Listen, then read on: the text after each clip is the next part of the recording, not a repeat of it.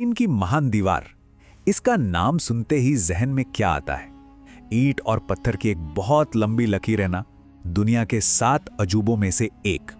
लेकिन इस शानदार बनावट के पीछे एक बहुत ही गहरा और अक्सर अनदेखा किया गया इतिहास छिपा है। तो आज हम इस स्मारक के दोनों चेहरों से पर्दा उठाएंगे, इसकी जबरदस्त भव्यता और इसके पीछे की भारी मानवीय कीमत। चलिए सबसे पहले इसके आकार का अंदाजा लगाते हैं। इसकी लंबाई है 21,196 किलोमीटर। सोचिए ये दूरी कितनी ज्यादा है। मतलब अगर भारत में कश्मीर से कन्याकुमारी तक 3 बार चक्कर लगा लें तब भी ये दूरी पूरी नहीं होगी। ये सच में इंसानों के हाथ से बनी दुनिया की सबसे विशाल चीज है। और इसको बनाने में कितना वक्त लगा होगा? 100 साल या शायद 200 साल? नहीं, इसे बनाने में लगे पूरे 2000 साल। ये किसी एक पीढ़ी का काम नहीं था, बल्कि कई पीढ़ियों और राजवंशों ने मिलकर सदियों तक इस महाप्रोजेक्ट को आगे बढ़ाया। पर इस महान निर्माण की एक बहुत भारी कीमत चुकानी पड़ी थी। एक अनुमान है कि इसे बनाते बनाते करीब 5 लाख लोगों ने अपनी जान गंवा दी, यानी हर 40 मीटर दीवार के लिए एक इंसान की मौत। यह आंकड़ा हमें इसके दूसरे और बेहद दुखद पहलू से मिलाता है। तो सवाल यही उठता है कि इतनी बड़ी, इतनी महंगी और इतनी जानलेवा दीवार बनाने की आखिर जरूरत ही क्यों पड़ी? इसका असली मकसद क्या था? चलिए पता करते हैं। इसके असली मकसद को समझने से पहले हमें इसके मिथकों को जानना होगा। चीन के लिए यह दीवार सिर्फ पत्थर की एक लकीर नहीं है, ये उनकी संस्कृति का एक बहुत शक्तिशाली प्रतीक है, एक पत्थर का ड्रैगन। चीन में लोग इसे अक्सर पत्थर का ड्रैगन कहते हैं। चीनी मान्यताओं में ड्रैगन को ऊर्जा और दिव्य शक्ति का रक्षक माना जाता है। एक कहानी तो ये भी है कि एक ड्रैगन ने उड़कर रास्ता दिखाया था और मजदूर बस उसी के पीछे पीछे दीवार बनाते गए। तो एक तरह से ये दीवार चीन के लिए बुराइयों से बचाने वाली ढाल जैसी है। खैर, मिथकों से हटकर देखें तो इस दीवार को बनाने के पीछे एक बहुत ही असली और लगातार बना रहने वाला खतरा था। यहाँ पे ना 2 अलग-अलग दुनियाओं का टकराव था। एक तरफ थे चीन के किसान जो पीली नदी के किनारे बसकर खेती करते थे और धन इकट्ठा करते थे, और दूसरी तरफ थे उत्तर के मंगोलिया जैसे इलाकों की खानाबदोश जनजातियां, जिनकी जमीन बंजर थी और वो लूटपाट करके ही अपना गुजारा करते थे। ये दीवार असल में इन्हीं हमलों और लूटपाट को रोकने की एक कोशिश थी। तो इसी समस्या से निपटने के लिए 223 ईसा पूर्व में चीन के पहले शासक किन शी हुआंग ने इस महान दीवार को बनाने का काम शुरू करवाया। और ये एक ऐसे प्रोजेक्ट की शुरुआत थी जो सदियों तक चलने वाला था। तो सवाल है कि उन्होंने ये मानव निर्मित पर्वत श्रृंखला बनाई कैसे?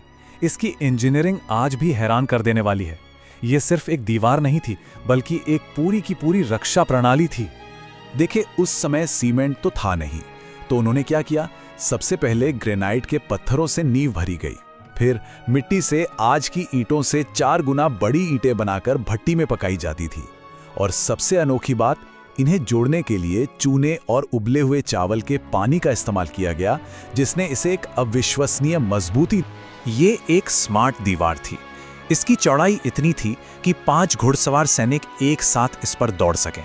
हर कुछ दूरी पर निगरानी के लिए वॉच टावर थे, करीब 25,000। दिन में झंडे और रात में आग जलाकर दुश्मनों की सूचना एक जगह से दूसरी जगह पहुंचाई जाती थी। इसमें तीर चलाने और गोले दागने के लिए छेद थे, और हाँ, सैनिकों के आने जाने के लिए गुप्त सुरंगें भी थीं। लेकिन जैसा हमने शुरू में जिक्र किया था, इंजीनियरिंग के इस चमत्कार की एक बहुत भारी कीमत चुकानी पड़ी। चलिए अब इसके सबसे दुखद पहलू पर नजर डालते हैं। इस दीवार को एक और नाम से भी जाना जाता है, दुनिया का सबसे बड़ा कब्रिस्तान। ये नाम सुनकर ही इसके पीछे छिपे दर्द का अंदाजा लगाया जा सकता है। यहाँ काम करने वाले मजदूरों के हालात बेहद खराब थे, जिनमें आम लोग और कैदी शामिल थे। उनसे दिन में 16 से 18 घंटे काम करवाया जाता था, लेकिन पेट भरने जितना खाना भी नहीं मिलता था। कड़कड़ाती ठंड और भीषण गर्मी में काम करते हुए कई लोग बीमारी, भुखमरी या दीवार से गिरकर मर गए, और शवों को दूर ले जाने के बजाय उन्हें दीवार के पास ही दफना दिया जाता था। ये चार्ट उस त्रासदी के पैमाने को दिखाता है। 20 लाख से ज्यादा मजदूरों ने इस पर काम किया, और उनमें से करीब 5 लाख यानी 1/4 कभी अपने घर वापस नहीं लौटे। उनकी कब्रें आज भी इसी दीवार के नीचे या इसके आसपास ही मौजूद हैं। इतने बलिदान के बाद सवाल यह है कि क्या ये दीवार अपने मुख्य मकसद में कामयाब हुई? क्या ये वाकई अभेद्य थी? इतिहास कुछ और ही कहानी बताता है। असल में इस दीवार को कई बार पार किया गया। 13वीं सदी में चंगेज खान की सेना इसे लांघकर चीन में घुस गई। 1550 में मंगोलों ने फिर इसे पार किया और 1644 में मांचू सेना ने दीवार को भेद कर मिंग राजवंश का ही तख्ता पलट कर दिया। तो रक्षा के लिहाज से देखें तो ये एक पूरी तरह से सफल कोशिश नहीं थी। समय के साथ इस दीवार का मकसद भी बदलता गया।